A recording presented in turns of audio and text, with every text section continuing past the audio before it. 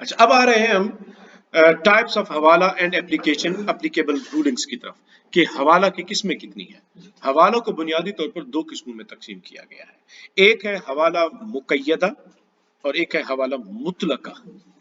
हवाला मुकय्यदा जिसे हम कहते हैं रिस्ट्रिक्टेड हवाला, ऐसा हवाला जो रिस्ट्रिक्ट हो, जिसके ऊपर कोई कैद लगाई गई हो, हम उसे कहते हैं ये रिस्ट्रिक्टेड हवाला कॉन्ट्रैक्ट है। और दूसरा हवाला होता है अनरिस्ट्रिक्टेड हवाला, जिसे हम कहते हैं हवाला मुतलका, यानी कि जिसके ऊपर कोई रिस्ट्रिक्शन और कैद नहीं होती, इसे हम कहते हैं अनरिस्ट्रिक्टेड हवाला। यहाँ पे जरा पहले इस स्लाइड को हम देखें, ये आपके सामने है कि रिस्ट्रिक्टेड हवाला, हवाला मुकय्यदा। हवाला मुकय्यदा ये है कि इसको बुनियादी तौर पर तीन भी, हवाला के अंदर कितनी पार्टियां होती हैं?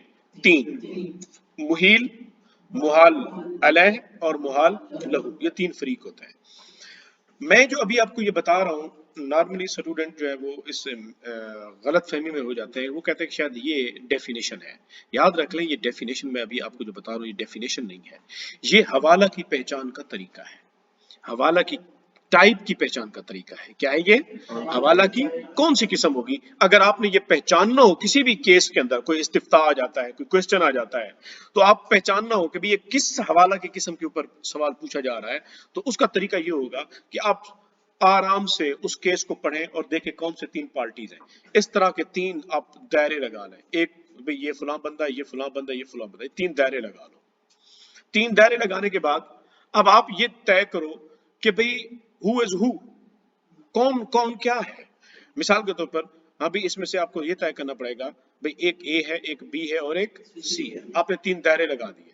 अब आपने ये देखना है कि भाई इनमें से कौन है जो मुहील है, कौन है जो मुहाल लहू है और कौन है जो मुहाल अलैह है। जब ये तायुन भी हो जाए, साथ लिखते जाए भी ये दायरे वाला बंदा मुहील है, ये दायरे वाला मुहाल अलैह है, ये दायरे वाला मुहाल लहू है। जब ये तय हो गया, अब आपने ये देखना है कि इन दो बंदों के किन किन के दरमियान रिलेशनशिप क्या है। यानी हवाला के लिए जरूरी है कि मुहील मकरूज हो किसका? मुहाल लहू का। ये इसे हम कहते हैं नेसेसरी कंडीशन, ये जरूरी शर्त है, वरना हवाला ही नहीं होगा। हवाला के लिए जरूर है कि भाई जो मुहाल लहू है वो दाइन होना चाहिए किसका? मुहील का। या हम यूं भी कह सकते हैं मुहील जो है वो मदीन होना चाहिए किसका? मुहाल लहू का। ठीक है, तो ये डेटर होगा और ये क्रेडिटर होगा। ये बात आपको, तो हम इसको लफ्ज कहते हैं सी डी रिलेशनशिप है जी मुहील और मुहाल लहू के दरमियान। सी डी रिलेशनशिप का मतलब क्रेडिटर डेटर रिलेशनशिप। ये सी डी में सी क्रेडिटर और डी डेटर, तो ये क्रेडिटर और डेटर रिलेशनशिप है। दाइन और मदीन का ताल्लुक, ये जरूरी ताल्लुक है। ये जो पहले वाला ताल्लुक है ये क्या है? ये जरूरी ताल्लुक है, अदरवाइज हवाला ही नहीं होगा। अच्छा, अब ये भी आपने तय कर लिया कि इन दोनों के दरमियान ये है, तो इसका मतलब है हवाला तो बन गया। अब आपने देखना है जो मुहील और मुहाल अलैह है, जो अदायगी करनी है जिसने, उसके दरमियान और ट्रांसफर करने वाले, हवाला करने वाले के दरमियान भी आपने देखना है। अगर तो जो मुहील है वो दाइन हो मुहाल अलैह का, किसका? मुहाल अलैह का, और मुहाल अलैह मदीन हो किसका? मुहील का। यानी ये मिस्टर बी क्रेडिटर हो, ये क्या हो? ये देखें, मिस्टर बी जो है मुहील क्या है? ये क्रेडिटर है, दाइन है, और मिस्टर सी इसका क्या बन रहा है? डेटर बन रहा है, मदीन बन रहा है। तो इनके दरमियान भी कौन सा रिलेशनशिप है? सीडी रिलेशनशिप है, यानी क्रेडिटर डेटर रिलेशनशिप है। तो अगर तो मुहील का दो तरफा ताल्लुक हो, किसका? मुहील का, ये इसका डेटर बन रहा है मुहील मुहाल लहू का, और मुहील इसका क्या बन रहा है? क्रेडिटर। अगर तो तीन फरीकों के दरमियान ये ताल्लुक बन रहा हो तो हम कहते हैं ये हवाला मुकय्यदा है। यानी इनके दर मिस्टर सी ने उसके पहले से पैसे देने थे। मिस्टर सी ने कर्ज ले रखा था बी से, बी ने जाकर कोई चीज खरीदी मिस्टर ए से। अब ए ने कहा जी उसे, मैंने बी ने कहा था मैं तुम्हें पैसे बाद में दे दूंगा। अब ए आके दरवाजा खटखटाता है बी का, ओ जी मेरे पैसे दो। तो बी कहता है सी को, देखो भाई तुमने मेरे पैसे देने थे, अब तुम मुझे ना दो, वो किसको दे दो? वो ए को दे दो। ठीक है, बात समझ आ गई। तो इसे कहते हैं ये हवाला मुकय्यदा हो जाएगा। हम इसे कहते हैं कि ये रिस्ट्रिक्टेड हवाला है। ये है हवाला की पहचान। ये क्या है? हवाला की पहचान। अब जरा हम देखते थे भी हवाला मुतलका क्या, मैं डेफिनेशन की तरफ बाद में आऊंगा। अब हवाला मुतलका जिसे हम कहते हैं अनरिस्ट्रिक्टेड हवाला कॉन्ट्रैक्ट, वो ये है कि भाई ए और बी के दरमियान यानी मुहील और मुहाल लहू के दरमियान तो सीडी रिलेशनशिप हो, वो तो हवाला के लिए जरूरी है। अगर वो नहीं होगा तो सिरे से हवाला ही नहीं होगा। लेकिन बी और सी मुहील और मुहाल अलह के दरमियान सीडी रिलेशनशिप नहीं है। बस में आ गई। तो फिर हम कहेंगे कि ये हवाला मुतलका है। हाँ, ये सवाल जरूर पैदा होता है कि भी जब इनके दरमियान सीधी रिलेशनशिप है ही नहीं, जब सी ने बी के पैसे ही नहीं देने, तो फिर सी अदायगी किस बुनियाद पे करेगा? वो एक अलग सवाल बहस है। मुमकिन है सी बी का दोस्त हो, मुमकिन है वो उसका बिजनेस पार्टनर हो, मुमकिन है वो उसका जानने वाला हो, मुमकिन है वो एक ऐसा इंस्टीट्यूशन हो जिसमें बी का अकाउंट हो। तो ये बहुत सारी चीजें हो सकती हैं, वो बाद की बहस है। तो ये है पहचान का तरीका। आपके पास इस्तिफ्ता आया, आपने 3 फरीक बनाए, पहचान कर ली, आपने उनके दरमियान ताल्लुक बनाए। अगर तो मुहील का 2 तरफा ताल्लुक है, यानी एक तरफ उसका ए के साथ और दूसरा ताल्लुक उसका सी के साथ, सीडी रिलेशनशिप का, फिर तो हम कहेंगे ये हवाला मुकय्यदा है।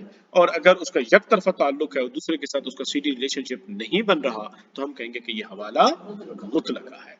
तो ये है बुनियादी तौर पर तारुफ हवाला की किस्मों की पहचान का। अब जल्दी से मैं जरा आपको ये डेफिनेशन समझा दूं कि डेफिनेशन क्या है। वो कहते हैं कि अच्छा ये देखें हवाला मुकय्यदा, ए और बी के दरमियान जो कर्जा है, मिसाल के तौर पर हम ये 10,000 रुपए 10K 10,000 रुपी 10,000 रुपए का कर्जा है जो बी ने किसका देना है? ए को। अच्छा भाई, अब इनके दरमियान भी सी रिलेशनशिप था, मिस्टर सी ने भी ए बी के कितने देने हैं? 10,000 रुपए देने हैं। ठीक है, अब जरा यहां पर मुझे ये बताएं, ये जो 10,000 रुपए है मिस्टर सी के पास डेट है जो देना है किसको? बी को। ये 10,000 रुपए असली मिल्कियत किसकी है? इस 10,000 रुपए के ऊपर असल ओनरशिप किसकी है? हम कहेंगे कि ये बी की है। ठीक है, हम कहेंगे this debt is owned by B, हम कहेंगे कि this asset is owned by B. समझ आ गई बात? अच्छा भी किसके कब्जे में पड़ा हुआ है? सी के कब्जे में पड़ा हुआ है। बात समझ आ गई? हम कहेंगे कि सी उन पैसों से अदायगी करेगा जिसकी मिल्कियत तो बी की है लेकिन कब्जे में किसके है? सी के है। बात समझ आ गई? अब हम ये लफ्ज कैद, क्या कैद है जिसकी वजह से इसको मुकय्यदा कहा? क्या रिस्ट्रिक्शन है जिसकी वजह से इसको रिस्ट्रिक्टेड कहा? वो कहते हैं कैद ये है कि मिस्टर सी बाउंड है उस असासे में से, उस एसेट में से पे करने का कि जो एसेट है किसका? बी का, लेकिन किसके कब्जे में पड़ा हुआ है? सी के कब्जे में पड़ा हुआ है, कि ये उसी माल में से किसको अदायगी करेगा? ए को अदायगी करेगा। तो ये रिस्ट्रिक्शन है, यानी वो अपनी जेब से नहीं देगा बल्कि किसके माल में से देगा? बी के माल में से देगा, लेकिन कब्जे में किसके पड़ा हुआ है? सी के। अब ये आप थोड़ी सी आपको समझ आ जाएगी कि रिस्ट्रिक्टेड हवाला is permissible, it is a transaction where the pair is restricted to settling the amount of transferred debt from the amount of financial or tangible asset that belongs to the transferor। वो belongs किससे करते हैं?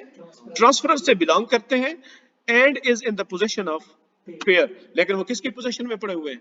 Pair की position में पड़े हुए हैं। यहाँ पर ये जो 10,000 रुपए हैं, मुमकिन है नकदी रकम हो, मुमकिन है कोई और टेंजिबल असासा हो, ठीक है, गंदम पड़ी हुई हो। बात समझ आ गई?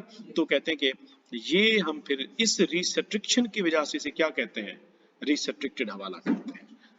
अगली जो टाइप है अनरिस्ट्रिक्टेड हवाला, वो कहते हैं it is permissible, it is a kind of transfer of debt in which the transferor is not a creditor to the pair.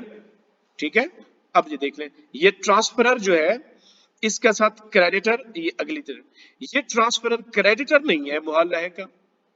अब मुहाल अलह अपनी जेब से अदायगी करेगा सी को। ये 10,000 रुपए जो देने हैं ये दे देगा ए को, लेकिन ये किसकी जेब से जाएंगे? ये इसकी अपनी पॉकेट से जाएंगे, सी की जेब से जाएंगे। यही वो बात कर रहा है कि it is a kind of transfer of debt in which the transferor is not a creditor to the payer and the payer undertakes to, और पेयर जिम्मेदारी कबूल करता है, अंडरटेक करता है to pay the amount of the debt owed by the transferor. हालांकि ये जो डेट उसने अदा करना है वो डेट जिम्मेदारी किसकी थी? ओव, बी ने ही अदा करने थे ए को बाय हिज ओन फंड, तो वो क्या करेगा, अपने फंड से देगा। And to have recourse afterwards, recourse का क्या मतलब होता है, फिर उससे जाकर मुतालबा करेगा। हाँ भी तेरी जगह पे तेरे 10,000 मैंने दिए थे, अब तू मेरे पैसे वापस दे, उससे रिकोर्स करेगा। प्रोवाइडेड दैट, लेकिन रिकोर्स करने के लिए शर्त क्या है, provided that the transfer for the payment was made on the debtor of the on the order of the transferor. वो कहते हैं ये देखें, हवाला विद रिकोर्स और हवाला विदाउट रिकोर्स। विद रिकोर्स का मतलब ये है कि भाई इसके पास ये हक हासिल है कि 10,000 रुपए ए को देने के बाद वो बी से मुतालबा करे कि तेरे पैसे मैंने दिए। लेकिन विद रिकोर्स तब होगा जब सी ने किसकी रिक्वेस्ट पर पैसे दिए होंगे, बी की रिक्वेस्ट आई होगी मुहील की। एक तो ये है। विदाउट रिकोर्स का मतलब ये है कि सी को, बी ने सी को कहा भी नहीं था, सी को सिर्फ इतना पता चला कि भी ए उसको तंग कर रहा है। अब सी मुमकिन उसका अच्छा दोस्त था, उसने कहा यार मेरा दोस्त मुसीबत में है, दोस्त को बताया भी नहीं, उसकी रिक्वेस्ट के बगैर जाकर 10,000 की अदायगी कर दी। 3 दिन के बाद जाकर कहते हैं यार तेरे पैसे ना मैंने दे दिए थे, इसी वजह से वो तेरे दर पे नहीं आया, अब ऐसा कर तू मुझे मेरे पैसे दे दे। अब बी को ये इख्तियार हासिल है, वही कह दे कि तूने क्यों दिए, मैंने तुम्हें तो कहा ही नहीं था। वो कह दे कि मैं तो इस वजह से उसको नहीं दे रहा था कि हमारा पहले से कोई मामला चल रहा था, तो बीच में से ऐसे बना। तो इसी वजह से वो कहते हैं कि भी विदाउट रिकोर्स में बी इंकार कर सकता है, लेकिन विद रिकोर्स में इंकार नहीं कर सकता। तो ये है बुनियादी तौर पर हवाला विद रिकोर्स और हवाला विदाउट रिकोर्स। ये हवाला मुतलका के अंदर फर्दर ये दो किस्में बन जाती हैं। जो हवाला मुकय्यदा है उसके अंदर विद रिकोर्स और विदाउट रिकोर्स की बात होती नहीं है। उसकी वजह यह है कि भाई ये रिकोर्स करेगा ही नहीं जब दे बैठेगा, क्योंकि ये किसने अपनी जेब से तो दिया ही नहीं था। जब ये अदा कर देगा तो क्या बी कहेगा कि भी तुमने मेरे पैसे देने मुझे दो, तो सी कहेगा कि भाई आपने तो कहा था वो पैसे मैंने किसी और को देने थे, तो मैंने ए को दे दिया, तू मुझे किस मुंह से वापस आके मुझसे मुतालबा करता है। बस में आ गई। तो ये है बुनियादी तौर पर हवाला की दो किस्में।